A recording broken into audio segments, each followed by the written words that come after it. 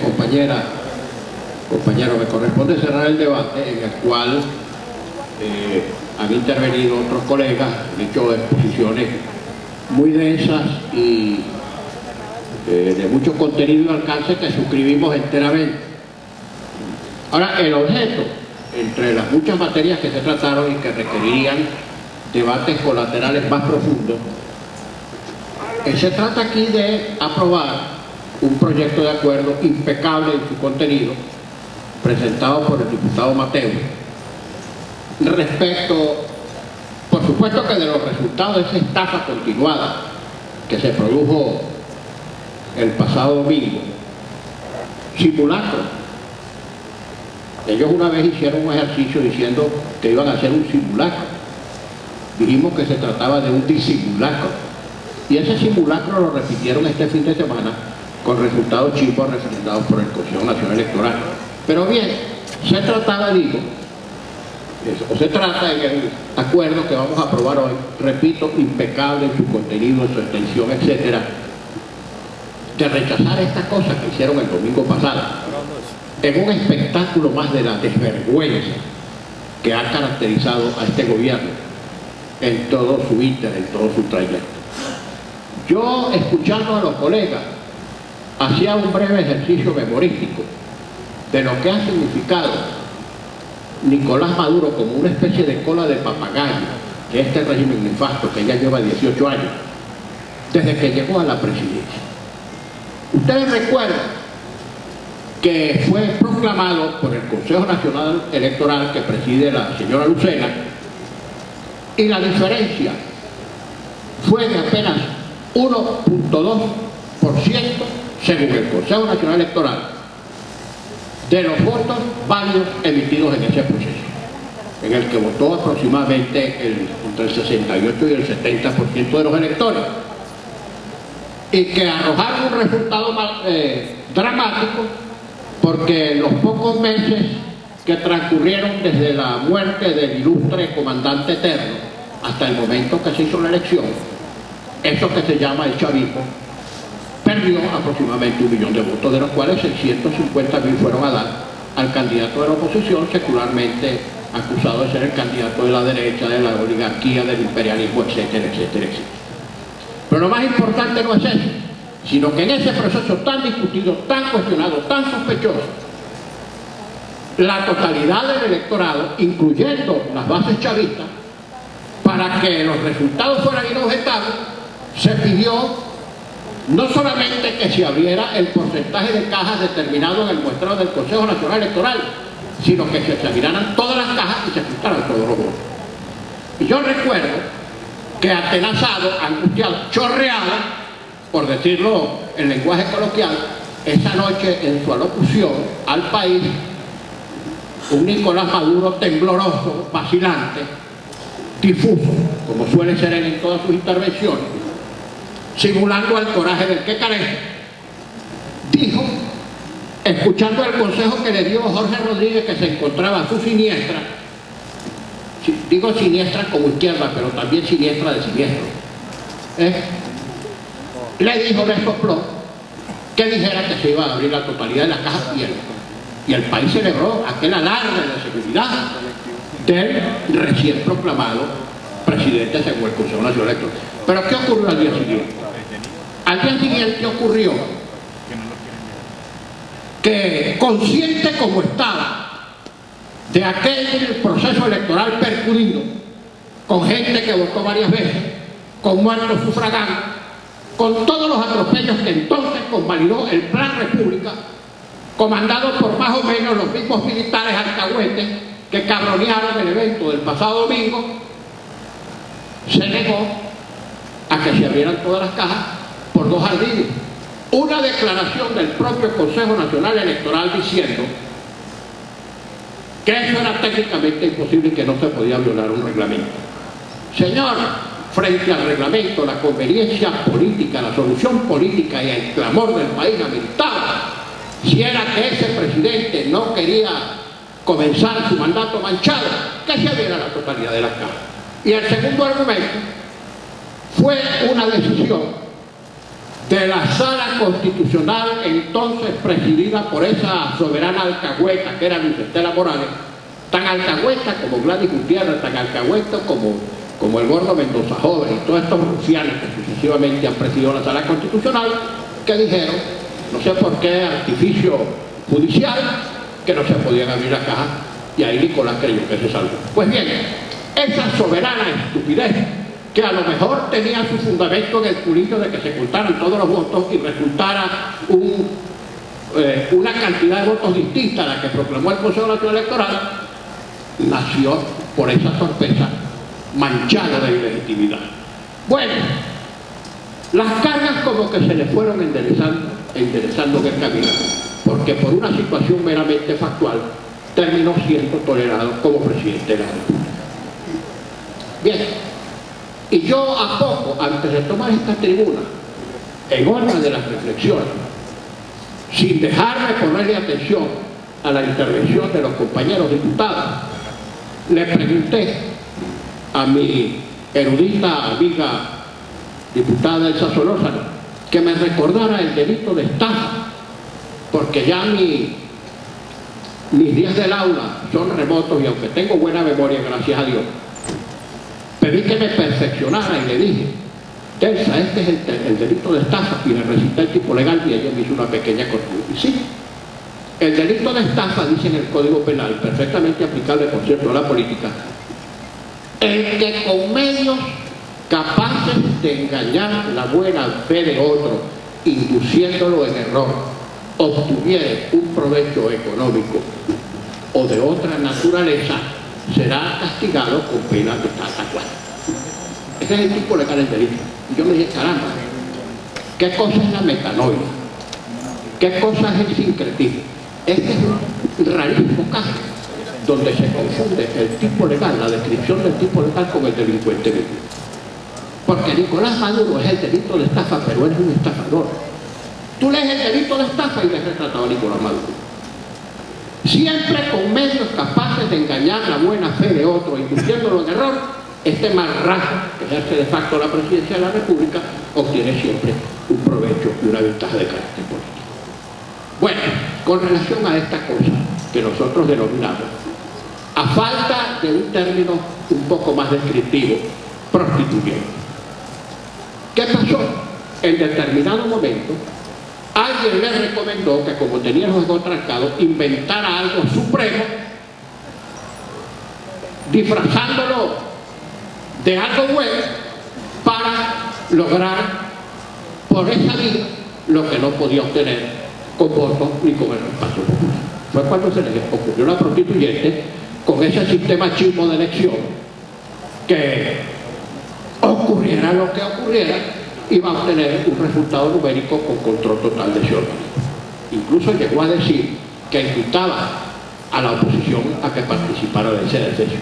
Y no podíamos participar porque si él hubiera convocado una constituyente, como dice la Constitución, consultando no solamente si se hacía o no, y además consultando las bases comiciales, en vez de haberlas excretado, como las excretó él, para imponerse al país, a lo mejor nosotros hubiéramos participado. Vamos a consultar con el pueblo, si quiere constituyente, la quiere, vamos a consultar las bases comiciales, las aprueba el pueblo, competimos. Pero no, inventó unas bases comiciales a su medida, las tiró por ahí y por ahí comenzó a rodar un procedimiento que, por haber nacido híbrido, nadie podía convalidar porque los resultados iban a ser igualmente híbridos.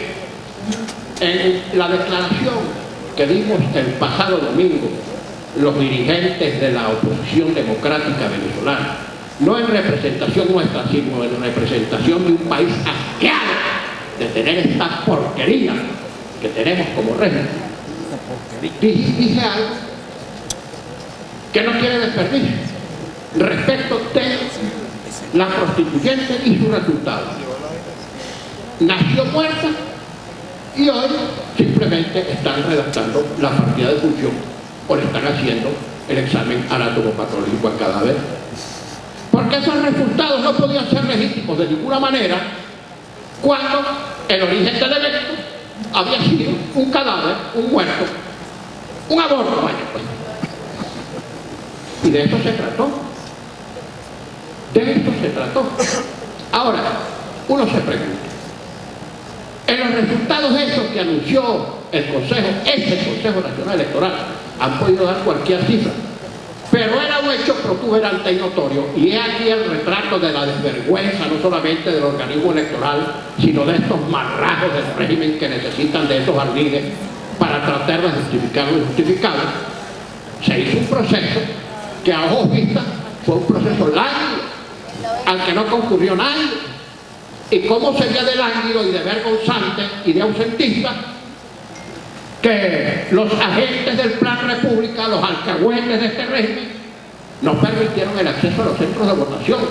Vea usted, un proceso electoral sin observadores internacionales, sin testigos de nadie, de ellos con ellos, y ni siquiera le permitieron a los medios de comunicación social cubrir el evento para que no se viera la ausencia total de electores. Eso, por cierto, con la totalidad de los centros y de las máquinas instaladas por el Consejo Nacional Electoral, que es otra de las patas de las cuales se sirve el gobierno, en contraste con el proceso que nosotros habíamos convocado el 16 de julio, en apenas 2.300 meses, 2.300 centros de los 14.000 que tiene programados el CNE, y ahí les acuñamos por el pecho, les guste o no les guste, en un proceso libre, democrático, alegre, popular, automovilizado, de prácticamente 8 millones de personas. La verdad que esto es lo que lograron movilizar.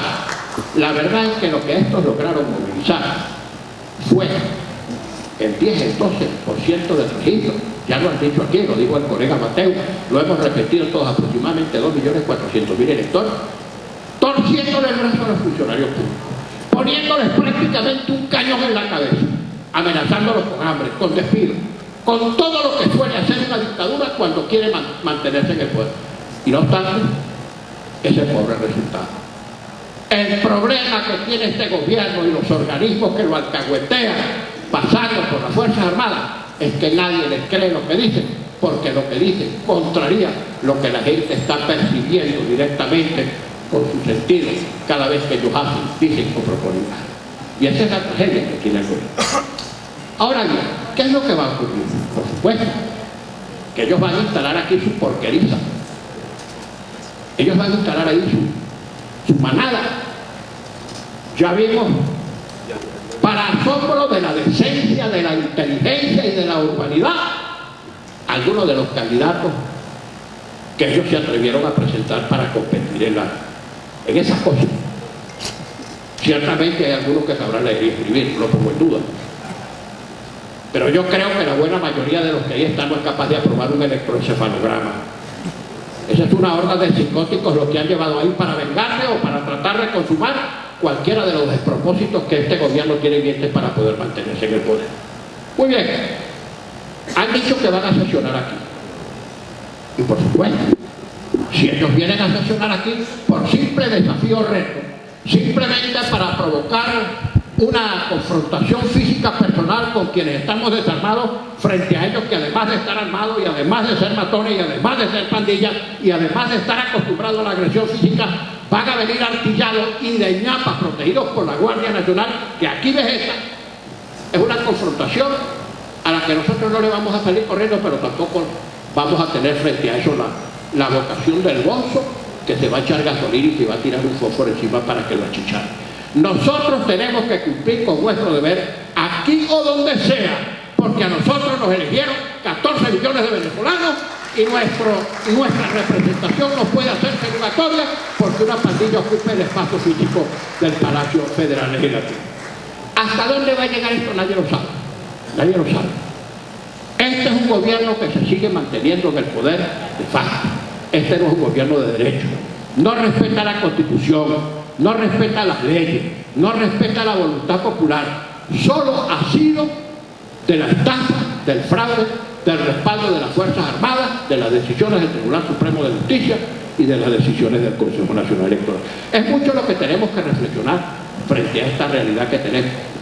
Yo voy a discrepar en algo de una exposición, de una parte de la exposición que hizo el colega Freddy Guevara, la cita de unos pasajes históricos absolutamente impecables que hizo. Pero simplemente les quiero decir algo. Uno debe leer historia, pero no debe ser historicista. porque lamentablemente ni lo bueno de los procesos sociales no se repite mecánicamente y lo malo tampoco. El principio de causalidad no rige los procesos sociopolíticos. A lo mejor ante las mismas circunstancias como las que tuvimos en el 57 y en el 58, si se repitieran exactamente ahora, no seguramente se podrían producirse los mismos u otros resultados.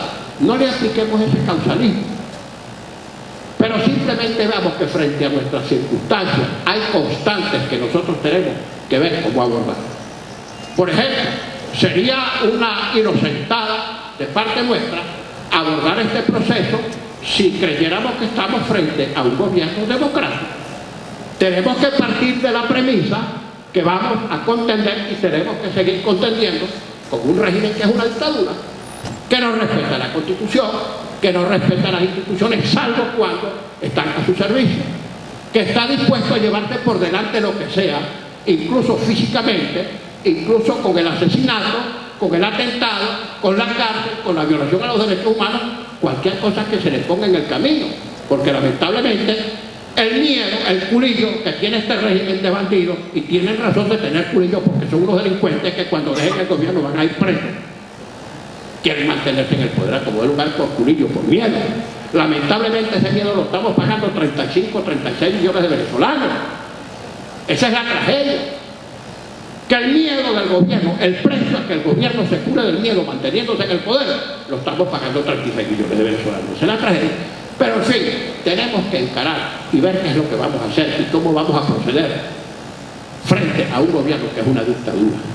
Y yo ni por asomo voy a decir que a la dictadura hay que encararla o combatirla con medios equivalentes, porque nosotros no somos matones, porque nosotros no queremos una guerra civil, porque nosotros no queremos una confrontación donde los muertos y los heridos van a ser venezolanos.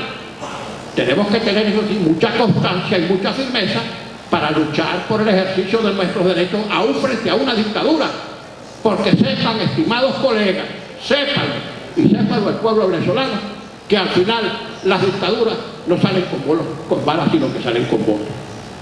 Por ahí alguien me preguntaba la otra vez, ¿usted sabe de alguna dictadura que salga con votos?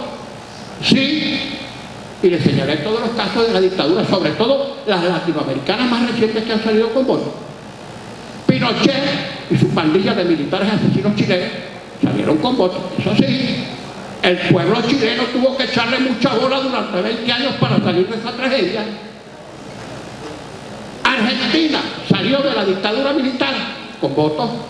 Brasil, Paraguay, Uruguay, incluso Nicaragua en su momento salió de la dictadura sandinista con votos. Después los sandinistas reconvertidos ganaron elecciones, pero la dictadura sandinista salió con los votos cuando ganó la presidencia Violeta Chamorro.